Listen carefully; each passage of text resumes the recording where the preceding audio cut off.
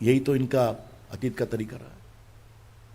तो उधर अपोजिशन ने भी आज प्रेस कॉन्फ्रेंस करते हुए बीजेपी पर पलटवार किया और कहा कि यह बात सरासर गलत है कि अपोजिशन पार्लियामेंट को चलने नहीं दे रहा है। सबसे पहले बीजेपी हालिया मुद्दों के बारे में बीजेपी बताए कि जासूसी कैसे हुई और किसकी हुई।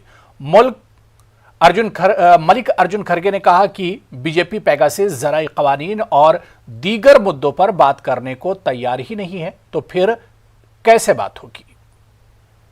आप जानते हैं प्रेस है और आर्मी है और रिसेंटली फिर जजेस को भी इसमें पेगासस में उनके ऊपर भी जासूसी की जा रही है। ये एक के बाद एक बाहर आ रहा है, तो हम इसीलिए हाउस में ये चाहते हैं कि पेगासस इशू पे डिस्कशन हो। सरकार क्यों भाग रही है, एक। दूसरा, उनका ये कहना है कि अपोजिशन पार्टी के लोग तैयार नहीं हैं, इसीलिए चर्चा हो नहीं पा रही। मुझे बताओ, सरकार से और से कोई एक आधा नोटिस मिला है? इतने अपोजिशन लीडर्स हैं, 17-18, जिनका सभी मिलके हमने मीटिंग किए हैं, तो क्या मीटिंग की नोटिस किसको उन्होंने दी? क्या राजनाथ सिंह साहब बुलाए, नोटिस दिए? क्या पार्लियामेंट्री अफेयर्स मिनिस्टर बुला लिए?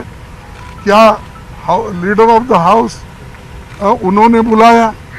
मुझे बताइए। चुप खामो खाम ये कह रहे हैं कि अपोजिशन के लोग चर्चा नहीं चाहते और फार्मर्स मुद्दे पे बोलना नहीं चाहते, इन्फ्लेशन पे बोलना नहीं चाहते और कहीं महत्व के मुद्दे हैं उस पर बोलना नहीं चाहते और बिल पे नहीं बोलना चाहते।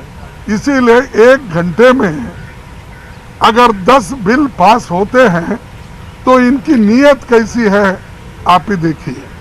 इससे पहले भी ऐसा ही उन्होंने किया। यूपीए गवर्नमेंट में सबसे ज़्यादा अगर डिस्ट्रप्शन किसी ने किया वो बीजेपी ने किया। 90% डिस्ट्रप्शन, 98% डिस्ट्रप्शन, और वो हमको पाठ पढ़ा रहे हैं कि अपोजिशन के लोग हमको कोऑपरेट नहीं कर रहे, हाउस चलने नहीं दे रहे।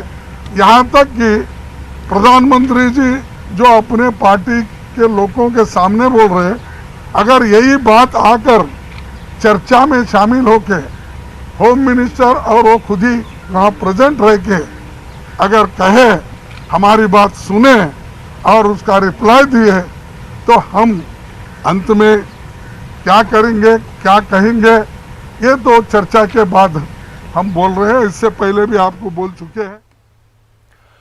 पार्लियामेंट में लगातार